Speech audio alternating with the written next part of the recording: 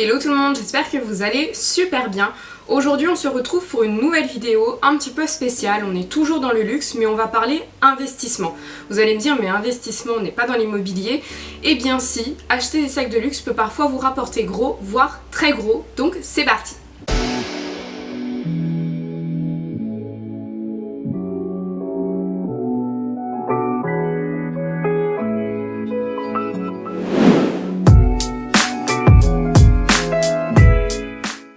Avant de commencer la vidéo, n'hésitez pas à me rejoindre sur mes autres réseaux sociaux, réseaux sur lesquels on peut échanger, discuter et ça me fera extrêmement plaisir. Donc Instagram, 21 Buttons et évidemment vous pouvez suivre cette page YouTube. Pour commencer, donc je ne sais pas si vous le savez ou pas, mais l'univers du luxe est un des secteurs où le prix est très changeant. Contrairement à d'autres marques de mass market, le prix, en tout cas les gammes de prix restent les mêmes. Néanmoins, dans l'univers du luxe, vous avez des inflations, donc des augmentations nettes de prix. C'est chaque année, ça peut être 2 fois par an, ça peut être 3 fois par an, ça peut être entre 10% voire 25%, donc ça représente une coquette somme, ça peut parfois représenter plus de 400-500 € d'augmentation sur un sac, donc c'est énorme. L'idée de faire de l'investissement, de pouvoir acheter et d'avoir un retour justement sur investissement, c'est qu'on va jouer justement sur ces inflations. Par exemple, ce que je peux vous conseiller, c'est d'acheter des sacs iconiques de marques qui le sont tout autant et qui sont très prisés et qui ne vont pas faire l'objet de tendances, d'effets de mode. C'est-à-dire que dans l'univers du luxe, certes, toutes les marques sont magnifiques, mais vous avez certaines marques beaucoup plus demandées que d'autres. Par exemple, notamment chez Hermès. Voilà, chez Hermès, vous avez les sacs Kelly ou encore les sacs Birkin qui sont très souvent sur liste d'attente. L'entreprise fait ce qu'on appelle de la rétention de produits, je vous en ai déjà parlé dans de nombreuses vidéos. En gros, ils ne veulent pas justement qu'il y ait trop de produits qui soient vendus sur le second marché, donc le marché de l'occasion. Au-delà de ça, ils veulent vraiment avoir une parfaite maîtrise sur leur vente, sur la typologie de client qui va posséder un Birkin ou un Kelly. Et donc du coup, c'est très compliqué de posséder, d'avoir et d'obtenir ce genre de sac. Du coup, les prix vendus en seconde main sont 3, 4, 5 fois, voire 10 fois plus important que le prix de base. Pour un Kelly ou pour un Birkin qui va être sur des cuirs non exotiques, c'est-à-dire on n'est pas sur du python, on n'est pas sur du croco mais sur du cuir lisse, on est à peu près entre 4 000 € et on peut aller jusqu'à 7 000 € le sac, ce qui est déjà une somme énorme.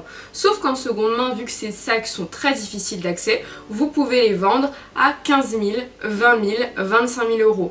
Voyez le calcul, vous avez un net retour sur investissement. Maintenant, avoir une telle somme en prix de départ, c'est compliqué et c'est surtout que quand vous allez acheter un produit chez Hermès, sur ce type de produit surtout, vous allez passer comme une sorte d'interrogatoire en boutique auprès de votre conseiller de vente. Pourquoi? Parce que comme je l'ai dit, ils ne souhaitent pas que leurs produits soient vendus en seconde main. Voilà, ils préfèrent éviter et du coup vous allez avoir un entretien qui va vraiment se transformer en interrogatoire pour savoir si c'est pour vous, si c'est pas pour la revente. Donc si jamais vous avez envie quand même d'investir dans un sac Hermès, je ne vous conseille pas de le mettre en vente dans l'année qui suit, mais plutôt dans les 2-3 ans parce qu'effectivement on va vous surveiller. Vaut mieux éviter. Par exemple, le personnel Hermès, donc les personnes qui travaillent chez Hermès, ont l'interdiction de mettre en vente des produits qu'ils ont eu par les ventes du personnel.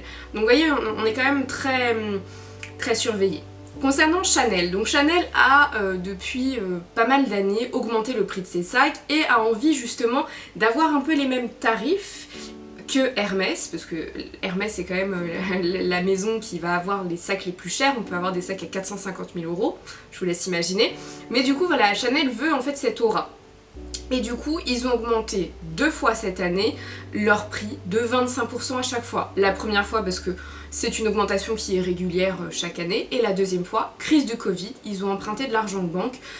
Pour la première fois, le luxe était un peu en état de crise, en état de panique. Et du coup, il y avait un sac que j'avais repéré, c'est véridique, c'est cette semaine, qui était à 1390 €, voilà, que je trouvais canon. Donc ça, c'était le lundi. Le jeudi, je regarde, il est passé à 1900 €.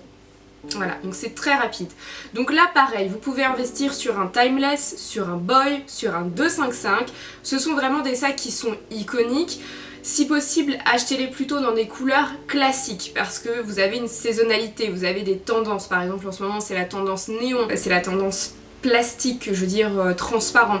Sauf que ça, vous le savez que si vous voulez le revendre, ça va être plus compliqué parce qu'on est vraiment sur quelque chose qui a été tendance et qui ne l'est plus. Donc prenez-le vraiment en couleur classique, noir, rouge, nude, quelque chose qui ne va pas se lasser dans le temps. Pareil, vous achetez votre sac, vous en prenez soin, je vous ai mis une vidéo justement sur comment entretenir vos sacs de luxe, et dans quelques années, parce que pour avoir un retour sur investissement, il ne faut pas le revendre tout de suite, sinon ça n'a pas d'intérêt. Il faut que vous attendiez un petit peu. Comme je l'ai dit, les prix augmentent chaque année entre 2 fois à 3 fois par an. Donc si à chaque fois votre sac, en tout cas sur le site, prend 25% de sa valeur, ben vous faites le calcul, vous pouvez le vendre 500, 600, voire 1000 euros plus cher. Surtout s'il est en excellent état, si vous avez la boîte, la carte d'authenticité. Comme je vous l'ai dit, quand vous achetez un produit, nombre de personnes vont tout jeter, le carton, etc. Il ne faut surtout pas faire ça parce que plus vous allez avoir le packaging qui rappelle que qui peut faire croire que c'est du neuf, plus votre prix, vous allez pouvoir le rendre beaucoup plus concurrentiel. Autre marque où vous pouvez faire ce type de choses, ça va être Dior. Pareil, Dior, dans des matières qui vont être nobles, type le cuir. Quels sont les sacs qui vont être iconiques? La problématique, c'est qu'aujourd'hui, si vous investissez dans un saddlebag c'est une forme qui est très géométrique, c'est une... je vous ai fait une vidéo justement là-dessus, c'était un sac qui est sorti dans les années 2000, qui a été très célèbre, très connu, qui a eu une chute complète, qui n'était plus du tout tendance et qui là revient. On est vraiment sur le cycle de vie du produit. Je ne sais pas si vous connaissez, mais c'est un terme économique. En gros, quand une marque va lancer un produit, il a toujours un cycle de vie. C'est-à-dire il a une partie très très croissante et ensuite il décroît. Voilà, on est sur ça. La durée va être plus ou moins longue. Peut-être sur des cycles de vie du produit courts ou longs. Là, le saddlebag, on est plutôt sur des cycles de vie qui sont quand même assez courts parce qu'il a été tendance, il l'est plus, il est redevenu tendance, on est sur une forme géométrique très spéciale. Donc c'est pas vraiment là où je pourrais vous dire allez-y, let's go, on se lance. Non, investissez plutôt dans un Lady Dior. C'est vrai que les Lady Dior, c'est un sac iconique, c'est un sac très prisé. Il y en a pas beaucoup en seconde main. Ça part tout de suite et souvent ceux qui sont sur des sites de vide dressing sont en mauvais état. Donc moi j'en voulais un absolument, donc je l'ai acheté en tissu parce que justement j'avais pas les moyens de le prendre en cuir et j'ai mis 3 ans de recherche. C'est pour vous expliquer à quel point c'est un sac qui est très demandé. Donc pareil, si vous investissez dans un tel sac, vous savez qu'il va partir et vous savez que vous allez pouvoir faire un très très bon prix parce que pareil il augmente. Je me souviens il y a quelques années il était à peu près à 1500 euros, là aujourd'hui il est à 2900, 3000 euros, donc vous avez vu il a doublé de sa valeur. C'est complètement quelque chose dans lequel vous pouvez investir. Autre sac qui connaît vraiment une inflation, c'est aussi les sacs Louis Vuitton. Donc même si c'est de la toile de lin, même si on pourrait se dire oui mais la matière est quand même moins noble, certes, mais ça augmente et il faut aussi voir l'aura internationale. Louis Vuitton c'est une marque qui est très demandée à l'international, donc qui se vend. Donc vous pouvez complètement investir dans ce type de sac, mais pas n'importe lequel. Investissez plutôt sur des sacs iconiques et des sacs qui sont souvent sold out. Ça c'est vraiment très malin.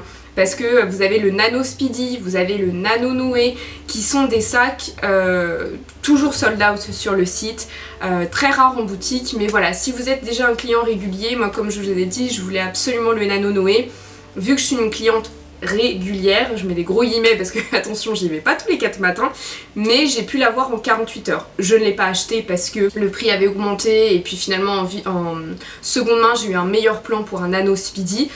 Mais voilà, vous pouvez aussi très bien l'avoir comme cela. Je vous avais donné des conseils justement comment faire quand un sac est sold out et sur Instagram vous avez été nombreux à me dire que mes conseils avaient fonctionné. Mais enfin bref, vous achetez un sac qui est sur le site à 770 je crois parce qu'il a encore augmenté, donc il est peut-être à 800. Ouais, je crois qu'il est passé à 815, donc vous voyez en quelques mois ça augmente. Ce sac là vous pouvez très bien le vendre dès maintenant en seconde main et le vendre à 1300, 1400, 1500, donc vous faites déjà une marge de quasiment 700 euros par rapport aux 800 euros, donc on est sur voilà, on est tout de suite sur un retour sur investissement, je veux dire immédiat. Voilà vraiment sur les sacs dans lesquels vous pouvez faire un investissement neuf et qui est sûr qu'il va durer dans le temps parce que ce sont des sacs qui sont présents depuis 20-30 ans, donc ça ne va pas bouger. Si par contre vous avez une somme de départ qui est moindre, parce que vous avez compris, là je vous parle de sacs de 2000-3000 euros, donc la somme de départ elle est quand même costaud. Si vous n'avez pas cette somme là, je vais vous demander plutôt de vous pencher sur le vintage. C'est ce que moi je fais, c'est très rare que j'achète des sacs on va dire neufs. Et donc là par contre c'est un petit peu plus du poker. Déjà, dernière chose sur les sacs aussi neufs, on va parler du cas Jacquemus. Jacquemus, pareil, alors ils essaient aussi d'avoir, et je pense qu'il y a deux choses avec Jacquemus, c'est que la première chose, ils essaient d'avoir le marketing de Suprême. Suprême, pourquoi c'est devenu Suprême? C'est parce qu'en fait, ils faisaient des points de vente très très éphémères, très secrets, des stocks faible et du coup vous créez en fait de la demande. Et je pense que Jacquemus a souvent des produits qui sont sold out pour créer ce sentiment d'urgence chez le client et de se dire il faut que je le commande maintenant parce qu'il va plus être dispo. Et ça marche, moi la première. Voilà, quand je vois qu'un sac est sold out 3-4 fois, je me dis non, là par contre il faut que tu y ailles quoi. Ça c'est la première chose. La deuxième chose, je pense qu'il doit avoir des limitations au niveau des stocks. C'est pas une grande marque au même titre qu'un Saint Laurent, qu'un Dior. Et du coup, il doit vraiment avoir des problèmes de stock. Et du coup, je pense que vu qu'il a ouvert le système de précommande, voilà, je pense que c'est vraiment pour avoir une parfaite maîtrise de ses stocks. Donc, vu que c'est très sold out, et ben quand je regarde sur Vestiaire Collectif, sur Vinted, sur Vide Dressing, vous voyez que le prix, par exemple, d'un Chiquito qui est à la base autour de 400-500 euros, vous en avez qui partent à 1000-1200 quoi, donc c'est assez dingue. Plus à l'étranger en plus, pour cette marque française, donc c'est plus les clientes étrangères qui sont capables de payer ce type de somme.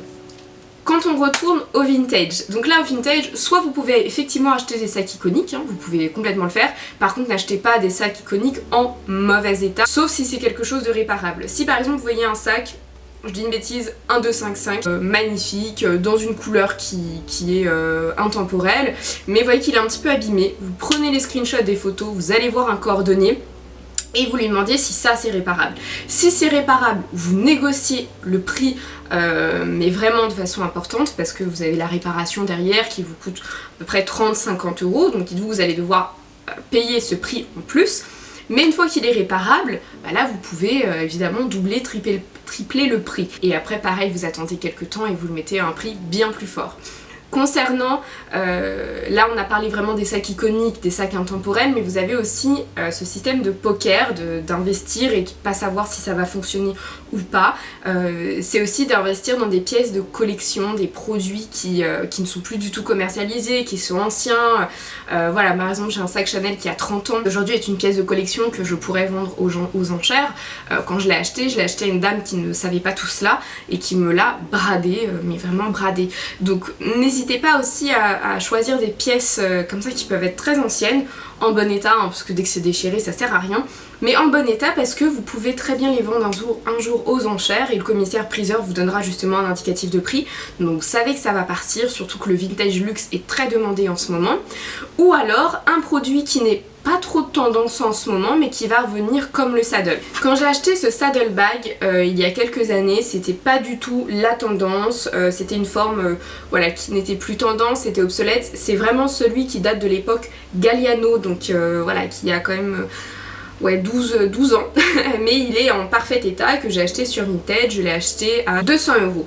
Quelques années plus tard, donc vraiment 2-3 ans plus tard, le saddle est revenu en flèche, il a été réédité par Dior. Donc aujourd'hui, si je veux le mettre en vente, alors vu que c'est l'ancienne version, je vais pas le mettre à 2000-1500 euros, mais par contre je peux déjà le mettre à 500-600 euros, qui sont les prix aujourd'hui adoptés par d'autres vendeuses de ce saddlebag vintage. Donc vous voyez, un sac que j'ai acheté 200 euros, le vendre 600 euros, je me fais déjà une marge de 400 euros. Moi au final, avec tous mes sacs de luxe que j'ai pu acheter auparavant, donc ça pouvait être des produits qui n'étaient plus tendance, qui sont devenus tendance. La mode des années 2000 revient beaucoup en ce moment, que ce soit sur le mass market, que sur la mode. Donc dès que vous achetez des vieux sacs sur Vinted justement, ou sur Vide Dressing ou autre, qui datent des années 2000, vous savez que ça va partir parce qu'en ce moment c'est à la mode. Donc il faut aussi vous tenir informé des tendances du moment pour pouvoir faire un investissement en pleine conscience. En tout cas avec mes anciens sacs de luxe, j'ai pu me faire un bénéfice de 1300 euros, donc c'est pas rien, surtout que je n'ai pas dépensé 1300 euros, j'ai dû dépenser en somme de départ, oui, maximum 500-600 euros dans mes achats de sacs. pour me faire une telle marge. Donc c'est assez sympa. C'est surtout que ça m'a permise vraiment de pouvoir me payer des travaux à la maison, d'investir justement dans tout mon matériel pour Instagram, que ce soit appareil photo, que ce soit et même pour YouTube, que ce soit mes flashs, etc. Donc ça a été vraiment un investissement et une somme, et ça fait du bien, surtout en ce moment en état de crise, en état où il y a du chômage, où il y a le Covid, voilà, c'est très compliqué, notre avenir est incertain. Donc vraiment votre penderie peut vous rapporter gros, peut vous rapporter de l'argent. Maintenant il faut avoir une somme de départ. Si justement vous n'avez pas de somme de départ, vous avez une penderie, vous avez vraiment des beaux sacs de luxe, mais vous n'avez pas du tout envie de vous séparer, ce que je peux comprendre, hein, moi ce sont mes bébés, vous avez une autre manière de gagner de l'argent. C'est la location de sacs de luxe. Donc je vais vous faire une vidéo plus dédié à cela pour vous expliquer le concept, le principe, les tarifs, etc. Mais en gros, parfois on a des sacs de luxe que l'on porte souvent, que l'on porte pas souvent, moins souvent, parce que justement on va acheter des couleurs qui sont pas portables toute l'année, ou des modèles que nous on se voit mal porter tous les jours. Enfin bref, et ben vous pouvez le mettre en location. Un peu comme Airbnb, et donc du coup la société de location de sacs de luxe a une assurance, donc si jamais votre produit il est cassé, il est abîmé, on va vous rendre de l'argent, donc c'est quand même une sécurité parce que on ne sait jamais comment l'autre prend soin de ses affaires, et je sais que moi des fois je peux être frileuse par rapport à ça, mais là au moins vous avez une assurance. La deuxième chose c'est que vous pouvez gagner 100, 150 €, voire 200 € en une semaine de location. Donc votre sac il est vite rentabilisé. Par exemple vous achetez je sais pas un Chanel à 2000 €, vous savez que en moins d'un an vous l'avez complètement rentabilisé. C'est un peu comme un crédit d'une maison mais que vous faites en Airbnb, vous faites la location, c'est exactement ça. Donc du coup ça peut vraiment vous rapporter de l'argent, sachant qu'en plus votre sac vous le gardez, donc si vous n'avez plus envie de le louer, vous pouvez le reprendre et l'utiliser à votre guise. Et puis ça peut vraiment vous rapporter gros, surtout si votre sac, par exemple moi j'ai des sacs que j'ai achetés vintage à 100, 150 €. En une semaine de location je l'ai déjà rentabilisé et je peux me faire vraiment un profit de ça. C'était vraiment mes différentes méthodes, mes différents outils pour investir dans le luxe, parce que effectivement c'est un secteur qui croît, c'est un secteur qui n'est pas prêt de s'arrêter. Aujourd'hui la demande est de plus en plus importante, les gens s'intéressent de plus en plus au luxe, donc voilà, c'est pas prêt de s'arrêter. J'espère que mes conseils vous auront vraiment aidé. N'hésitez pas à me poser des questions, soit en commentaire, soit en DM sur Instagram. En tout cas, je vous fais de gros bisous. Abonnez-vous à ma chaîne, ça me fera très plaisir et on se retrouve très bientôt.